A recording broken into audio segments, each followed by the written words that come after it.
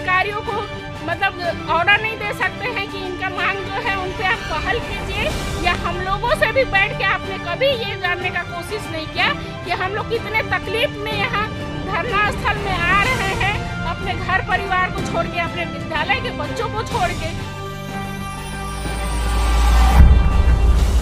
तो आप एक दिखावा कर रहे हैं करोड़ों रुपया खर्च करके कि आज हम आपके द्वार आए हुए हैं, आपको भटकने की आवश्यकता नहीं है, आपके द्वार में आके हम आपको रोजगार देंगे। तो कहीं ना कहीं ये राज्य का जो फंड है उसका दुरुपयोग हो रहा है।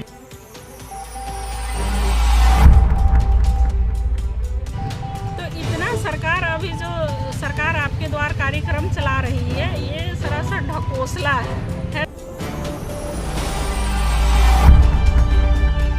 पट्टी बांधे हुए हैं कि दिख नहीं रहा है। 101 दिन हो गया यहाँ पे हम लोग पर डे आके यहाँ पे आंसर पे बैठे हुए हैं, धरना कर रहे हैं, तो आप वो नजर में नहीं आ रहा है।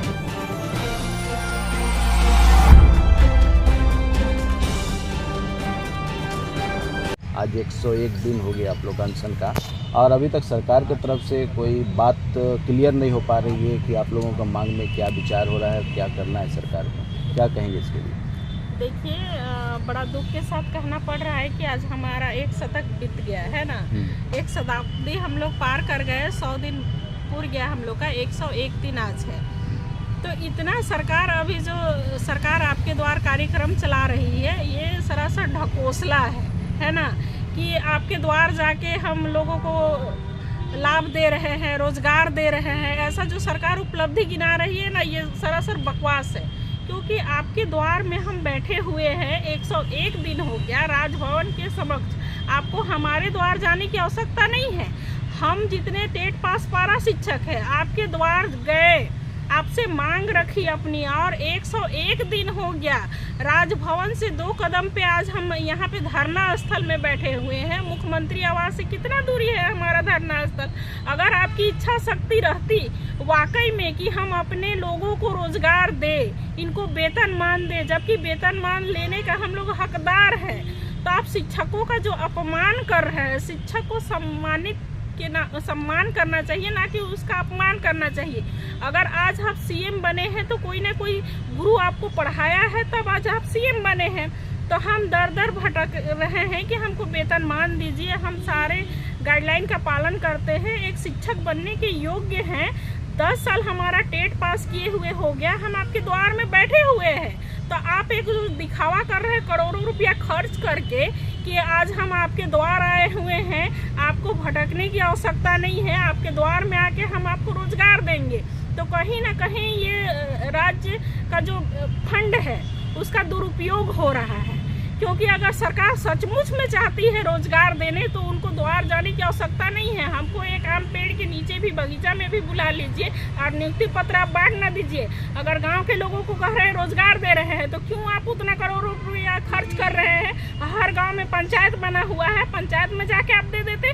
उतना पैसे का दुरुपयोग आप क्यों कर रहे हैं? हेलीकॉप्टर में जा रहे हैं, आपका पुलिस प्रशासन के पीछे लगे हुए हैं, कितना खर्च हो रहा है आपका। ये सिर्फ अपने आप को दिखाने का काम किया जा रहा है, रोजगार देने की बात नहीं है। क्योंकि हम मूल खाटी निवासी हैं झारखंड के, और बच्चों का पठन पाठन 20 वर्षों से लगातार कर रहे हैं, टेट पास करके इंतजार कर रहे हैं, आपके द्वार में बैठे हुए हैं। तो आप कहीं ना कहीं अपने आंखों पे पट्टी बांधे हुए हैं कि दिख नहीं रहा है। 101 दिन हो गया यहाँ पे हम लोग पर डे आके यहाँ पे आंसर पे बैठे हुए हैं, धरना कर रहे हैं, तो आप वो नज़र में नहीं आ रहा है।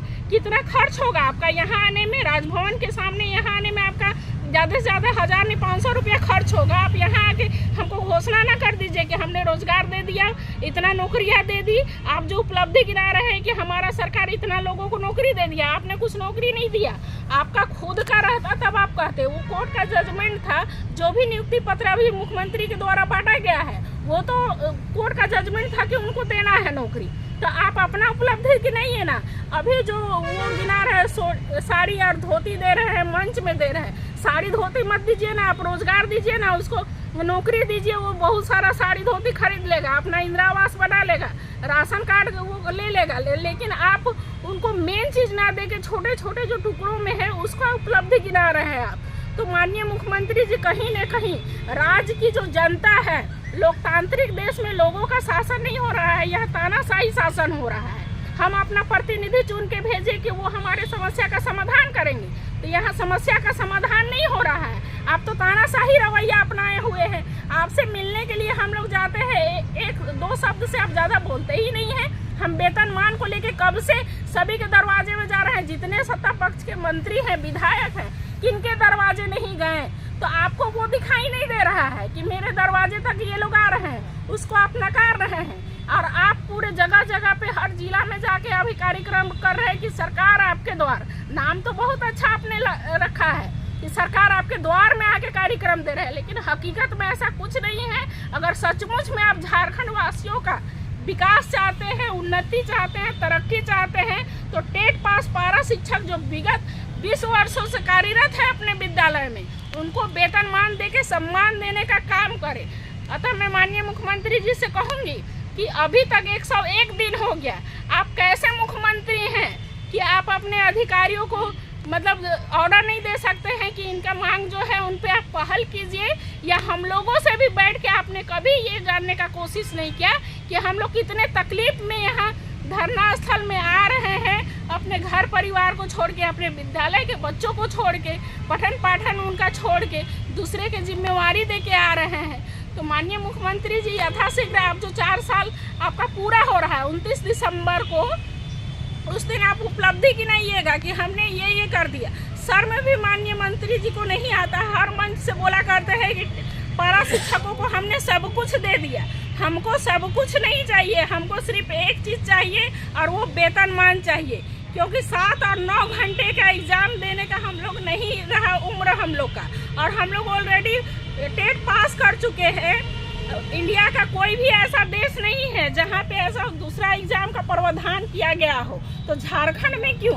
और आपका खुद का मतलब ये था कि नहीं, हम 3 महीने के अंदर पारा शिक्षकों को वेतनमान देंगे।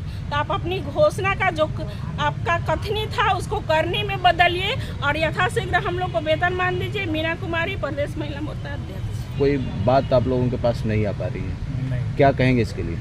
देखिए, सर्वप्रथम तो मैं आप तमाम जो हमारी सरकार चौथे स्तंभ कहे जाते हैं, आप लोगों को बहुत बहुत धन्यवाद। आप लोगों ने लगातार हम लोगों के बातों को सरकार तक पहुंचाया है। दूसरी बात है, हम लोग विनोद पांडे जी से भी मिले थे और विनोद पांडे जी का जब आवाज़ घिराव हुआ था उस दिन भी उन्होंने कहा था कि हम छुट्टी के बाद जो है आपकी बात जो है मुख्यमंत्री से एक आधिकारिक वार्ता जो है वो करवाता हूँ, और आज तक उस पर कोई पहल नहीं। उन्होंने खुद कहा था कि मैं खुद आप लोगों को सूचना दूंगा।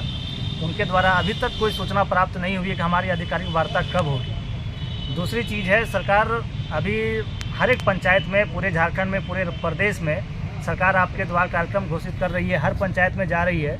अभी हाल फिलहाल में मैं मागामा विधानसभा से आता हूं और मागामा प्रखंड में ही सरकार आपके द्वार का कार्यक्रम चल रहा था। वहाँ एक नंबर बैनर पे लिखा हुआ था गुरुजी क्रेडिट कार्ड। आप लोग भी जान रहे होंगे, स्टूडेंट के लिए वो क्रेडिट कार्ड का जो है वो, जब वहाँ पे लोग जा रहे हैं तो वहाँ पे कोई मतलब ये अधिकारी तक बताने के लिए मतलब सक्षम नहीं थे कि ये गुरुजी कार्ड शुरू हुआ है झारखंड में या नहीं हुआ है। तो आप ये क्या ढकोसला क्यों कर रहे हैं? आपने अपने घोषणा पत्र में एकदम स्पष्ट तौर पे कहा था कि पारा टीचर के लिए जो है हम 3 महीने, जैसे हमारी सरकार बनती है 3 महीने के अंदर हम लोगों का स्थायीकरण और वेतनमान का घोषणा करें, वेतनमान देने का जो है वादा पूरा करेंगे।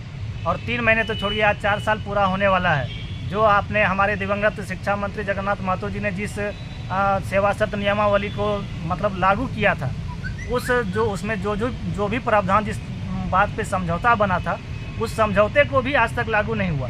सिर्फ मानदेय बढ़ोतरी हुआ है, उसके अलावा कुछ नहीं हुआ। हमारे ही प्रखंड में आज 10 दिनों के अंदर 3 पारा शिक्षकों की मौत हो गई। उनको मृत होने के बाद जो उनको लाभ मिलना था वो लाभ नहीं मिल पाया, जो अनुकंपा मिलने का था वो अनुकंपा तक नहीं दिया जा रहा। आज 2003 साल से सभी पारा शिक्षक जो भी मृत्यु को प्राप्त हो रहे हैं उनको किसी तरह का कोई लाभ प्राप्त नहीं हो रहा है। दूसरी बात है, आप खुद उस जो सरकार ने जो समझौता किया, तो उस समझौते में स्पष्ट तौर पे कहा था कि अभी आप लोग फिलहाल जो है इस सेवा शर्त नियमावली को स्वीकार कीजिए और टेट पास को जो वेतनमान देने की घोषणा हम मतलब जो हम करेंगे, हम इस पर जो है अगले माह से चर्चा करेंगे। उस पर 4 साल बीतने को आज तक कोई चर्चा नहीं हुई।